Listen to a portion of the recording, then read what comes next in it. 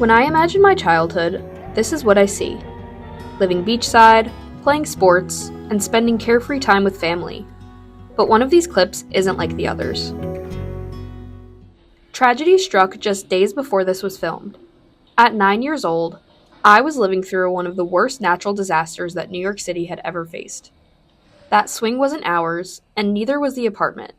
But we were just kids making the best of the situation.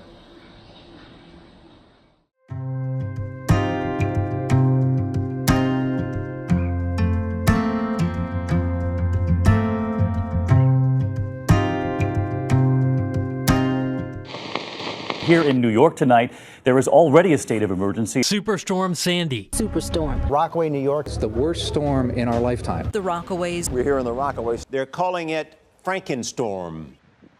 On October 29, 2012, Hurricane Sandy ripped through Rockaway Beach, New York, leaving many devastated. While adults worked tirelessly through the aftermath to ensure food, shelter, and a clear path forward, what did it all look like through a child's eyes? My name is Juliana Mole, and I was 10 years old when Sandy happened. My name's Robert Peters. I was 17 years old when Sandy hit Rockaway. I was driving back from a haunted house in Rockaway, and my mom's friend said, there's going to be a hurricane in 10 days and it's supposed to be really bad. Our biggest concerns at the time were upcoming Halloween costumes and candy. But by October 31st, we weren't even guaranteed a warm bed to sleep in. It destroyed our basement completely, ripped up the walls. Our basement was completely flooded, and my two older siblings' rooms were in the basement, so that meant they completely lost their bedroom. All they brought was a suitcase worth of clothes, so they lost everything. Much like Juliana, my family's entire basement was destroyed, including my older brother's bedroom. And Rob's experience was no different. My mom that day told me I should probably move all my stuff out of the basement, and I was not really too concerned. And then she started doing it, and I was like, oh, you're serious? So I started helping her, and then 6 hours later, the house was full of water. In light of these conditions, I'm going to sign an executive order mandating evacuation of Zone A areas. Let me stress, if you don't evacuate, you're not just putting your own life in danger, you are also endangering the lives of our first responders who may have to come in and rescue you. The year before, Hurricane Irene prompted similar cautions but caused little damage in Rockaway. So when the mandatory evacuation orders came about again, many residents still chose to stay. I was home during Sandy, but my dad made my sisters evacuate because they were younger. My sister had a literal panic attack and was screaming that we needed to leave, and my parents were like, oh, I don't know what to do with her. So then we left and went to my aunt's house because she was that afraid. We were seeing some pictures from Rockaway, but we didn't know what was happening here after we left.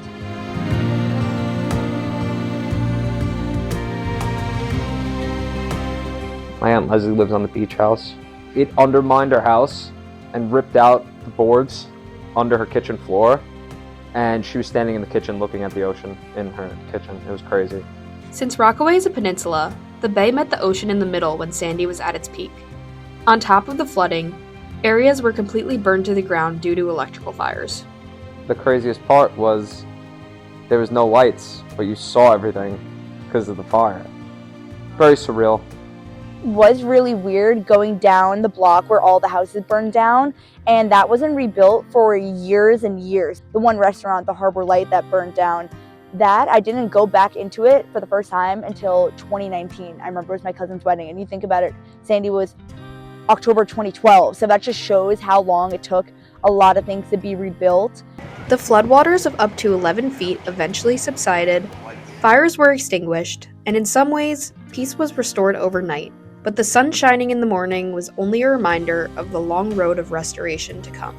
The first time I went back, it felt like a war zone. It was just dark and gray, and it was really, really weird seeing everything just torn apart all over the place. Very post-apocalyptic. There was sand everywhere. It didn't look like we had streets, we just had sand. And there was oil slicks and everything. With unlivable homes and unrecognizable streets that we grew up knowing so well, our families had to rely on the generosity of those around us to get through this dark time. My family really showed up for us and let us stay in their house and was there for us. I remember my cousins came, we went trick-or-treating together to try to be there for each other. So I think definitely life lessons of how important it is to have people to lean on in times of hardship. It was very weird. I mean, good thing they're such good family, but if you didn't have that, I don't know what you would do. In some ways, we were still the lucky ones, as we did have our loved ones to help shelter us from this storm. But what we can all agree on is that the hurricane certainly left a lasting impression on our youth. I think I was at a weird point in my life. I was a freshman in college, like it was in between being an adult and a kid, and to be honest, it just throws you for a loop. I actually wrote about it in my college essay about Sandy and how that experience of being displaced and other people all around me reaching out and helping me when I was at such a young age, I didn't really grasp it. I think it had a much longer impact on me than I expected and kind of led into like what I want to study and now what I want to work in. Sandy definitely changed the way I grew up. 2001, 9/11. 2 months later, plane crashed in Rockaway, destroyed the entire city block. But then it's Sandy, and then 10 years later was COVID. So what's next? Yet somehow, it isn't all bad. None of us would be the people we are today if we hadn't faced this hardship at such a young age. I think from that point on, it definitely like made me appreciate community and where I lived more and appreciate the beach more. The hurricanes that have been happening recently, I have like a lot more like empathy for that. I'll 100% feel more sympathy. There's not much you can do. While Superstorm Sandy was over a decade ago, its impacts have held a lasting memory for most members of the Rockaway community.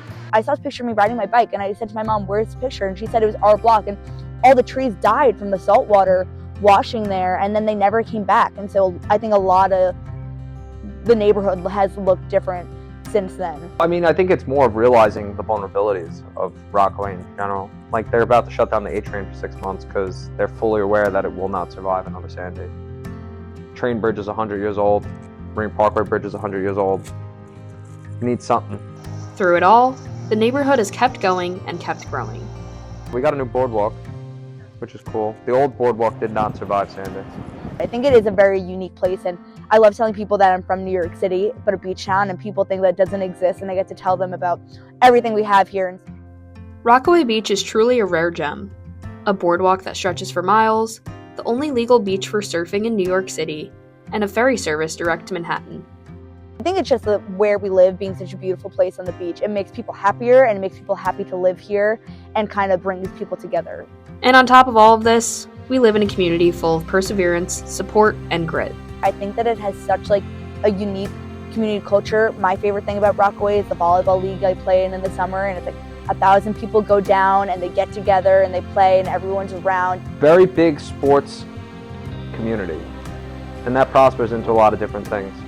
A lot of civil service, a lot of business people, a lot of union workers. And it all comes from community and childhood sports, I feel like. You go into the bagel store and they know your order and people say hi to you on the street, and just like a very unique like community bond. There really is no place quite like home.